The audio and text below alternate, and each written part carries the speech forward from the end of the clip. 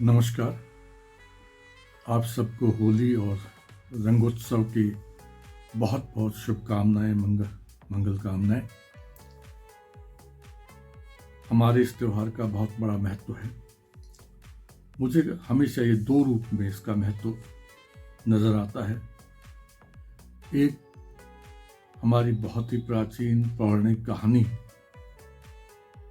जो कि प्रहलाद भक्त से जुड़ी हुई है, के माध्यम से ये पता चलता है कि किसी की पसंद, किसी की अभिव्यक्ति की स्वतंत्रता पर प्रतिबंध नहीं लगाना चाहिए। प्रहलाद अपने पिता के रास्ते से अलग जाना चाहता था, वो चाहे धर्म से संबंधित हो या भक्ति से संबंधित हो, लेकिन पिता नहीं चाहते थे कि वो रास्ते पे चाहे। उस रास्ते पर जाना पिता को पसंद नहीं था, इसलिए पिता ने क्रूरता दिखाने का प्रयास किया और ये सिद्ध हुआ कि किसी की निजी अभिव्यक्ति चाहत या अभिव्यक्ति सोच या अभिव्यक्ति की स्वतंत्रता पर प्रतिबंध नहीं लगाना चाहिए या उस पर अपनी सोच को, अपनी पसंद को नहीं लादना चाहिए। तो एक तो ये बात उभर कर आती है और होलिका दहन के माध्यम से कम मुझे तो यही बात समझ में आती है।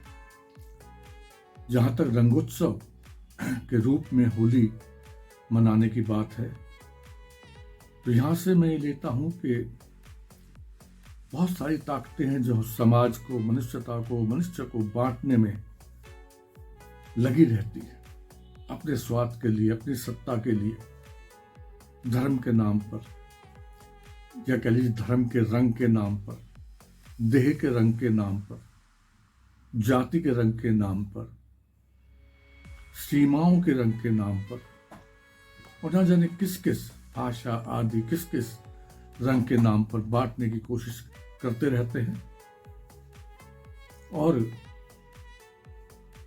मनुष्य के विरुद्ध खड़ा करके अपना स्वार्थ सिद्ध करते हैं।